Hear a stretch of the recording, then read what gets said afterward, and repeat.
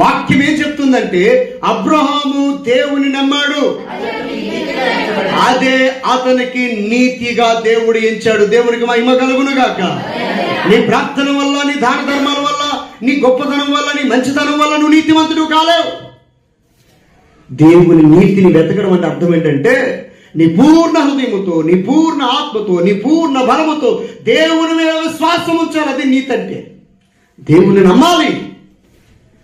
ఎవరైతే దేవుణ్ణి 100% పరిపూర్ణంగా నమ్ముతాడో ఆ మనిషి నీతిమంతుడని రాయబడింది. ఈ రోజున పరిపూర్ణంగా దేవుణ్ణి నమ్ముతున్నామా? మనం ఎవరిని పరిపూర్ణంగా దేవుణ్ణి నమ్ముతున్నామా?